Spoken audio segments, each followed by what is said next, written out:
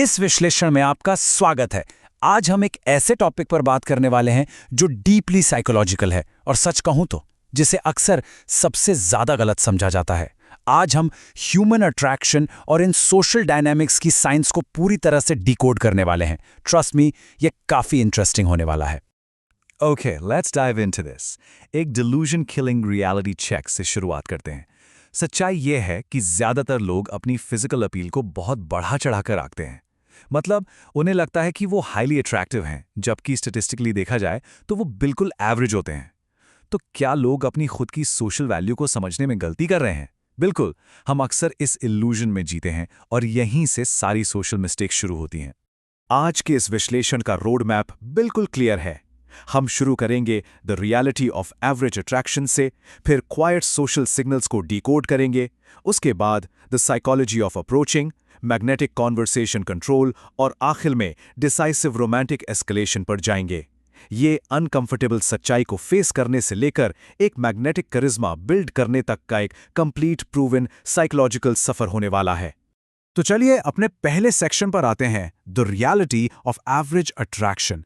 देखिए, किसी भी चीज को इंप्रूव करने का सबसे पहला और सबसे एब्सोल्युटली क्रूशियल कदम होता है अपनी बेसलाइन को एक्सेप्ट करना।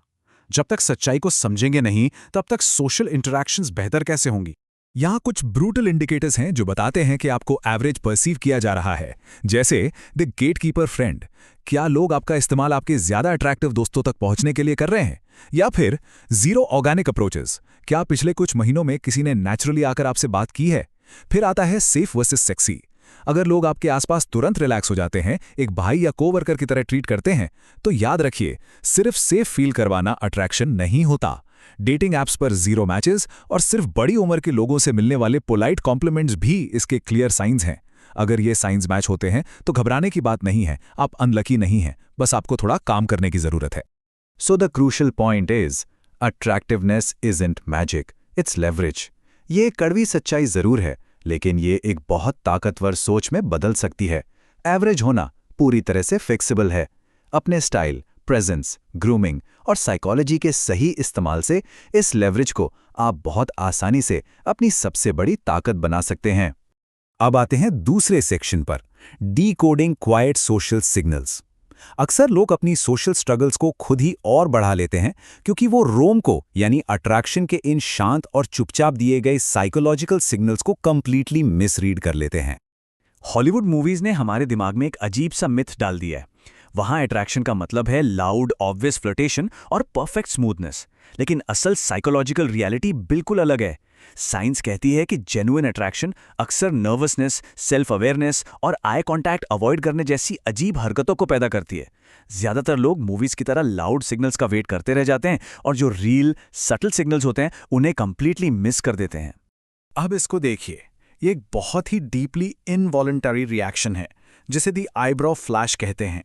जब कोई ऐसी चीज या इंसान देखता है जिसे वो जेन्युइनली चाहता है, तो पहले आधे सेकंड में उनकी भौवें यानी आईब्रोज ऑटोमेटिकली थोड़ी सी ऊपर उठ जाती हैं।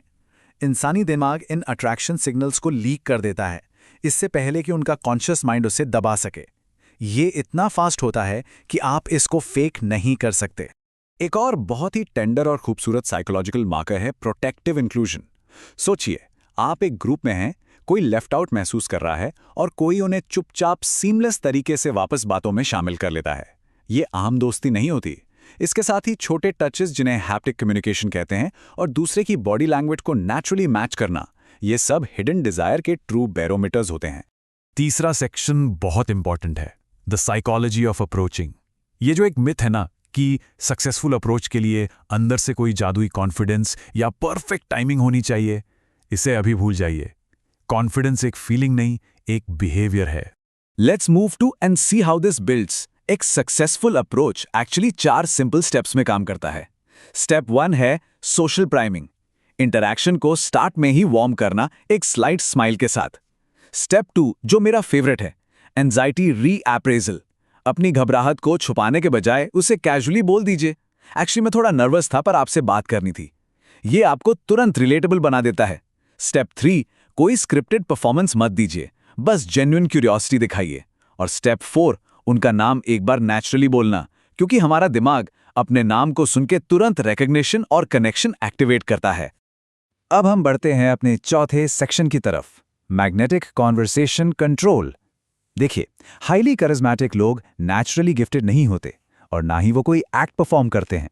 वो बस एक कॉन्वर्सेशन के अंडरलाइंग स्ट्रक्चर को, उसके हिडन आर्किटेक्चर को मास्टर कर लेते हैं।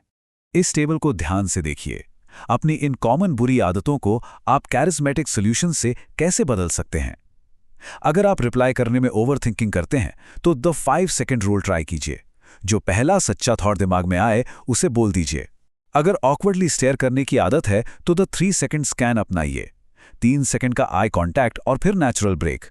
और अगर घबराहट में कंटिन्यूअसली बोलते रहने या ओवर जस्टिफाई करने की आदत है तो वहां स्ट्रेटेजिक साइलेंस का सहारा लीजिए।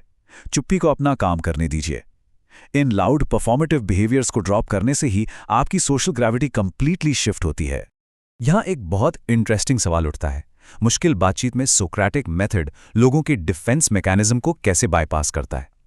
सोचिए, जब आप किसी को बताते हैं कि उन्हें क्या सोचना चाहिए तो वो तुरंत एक साइकोलॉजिकल रिएक्टेंस या रुकावट पैदा करते हैं। लेकिन जब आप जेन्युइन सवाल पूछते हैं तो उनका दिमाग खुद नए कंक्लूजन तक पहुंचता है बिना किसी रेजिस्टेंस के। ये इफेक्टिवली किसी का दिमाग बदलने का सबसे शांत तरीका है। आखिर में हम आते हैं अपने 5वें और फाइनल फ्रंटियर पर, डिसाइसिव रोमांटिक एस्केलेशन। एक आम कॉन्वर्सेशन को बिना मिसरीड किए सही वक्त पर रोमांटिक एक्शन में बदलना ही सबसे बड़ा गेम चेंजर है। एंड दिस ब्रिलियंटली इलस्ट्रेट्स एक ऐसे मोमेंट को जिसे हम द हेवी साइलेंस कहते हैं। बातें धीरे धीरे खत्म हो जाती हैं, पॉज आता है, पर वो ऑकवर्ड बिल्कुल नहीं लगता। उस कमरे की एनर्जी हाईली चार्ज्ड होती है। एक लंबा आई कॉन्टैक्ट जो ब्रेक नहीं हो रहा। ये इस बात का क्लियर सिग्नल है कि विंडो ऑफ अपॉर्चुनिटी ओपन है और अब डिसाइसिव एक्शन लेने का वक्त आ गया है। यहां याद रखने वाली बात यह है, डिसाइसिवनेस ओवर परफेक्शन। अगर सामने वाला इंसान थोड़ा नर्वस है लेकिन आपसे दूर नहीं हट रहा, तो वो किसी फ्लॉलेस सिनेमैटिक मूव की उम्मीद नहीं कर रहा है। वो बस चाहते हैं कि आप डिसाइसिवली और नेचुरली एक्ट करें। गलत होने के डर से वहां फ्रीज हो जाना सबसे बड़ी गलती है। नेचुरल एनर्जी को पढ़ना और शांति से रिस्पॉन्ड करना ही असली कॉन्फिडेंस है। और उस फ्रीज होने के डर को निकालने के लिए द वल्नरेबिलिटी लूप या प्राटफॉल इफेक्ट को समझिए। ये एक साइकोलॉजिकल फिनोमेना है जहां एक स्मार्ट और कॉम्पिटेंट इंसान और भी ज्यादा लाइकेबल हो जाता है जब वो कोई छोटी गलती करता है या अपनी किसी कमी को ओपनली एक्सेप्ट करता है।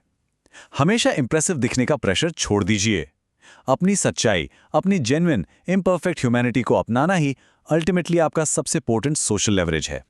Now what's really interesting about this slide is ये फाइनल सवाल, क्या सोशल इंटरैक्शन का आखिरी मकसद सिर्फ लोगों को इम्प्रेस करना है या फिर एक ऐसा इंसान बनना जिसके आसपास लोग जेन्युइनली अच्छा महसूस करें? असली मैग्नेटिज्म परफेक्शन में नहीं बल्कि उन सच्चे अनफिल्टर्ड कनेक्शंस में है जो हम बनाते हैं। इन साइकोलॉजिकल टूल्स को मास्टर करके आप सिर्फ अट्रैक्टिव ही नहीं बनते, आप एक बेहतर मैग्नेटिक इंसान बनते हैं। तो आप किस तरह की प्रेजेंस क्रिएट करना चाहते हैं?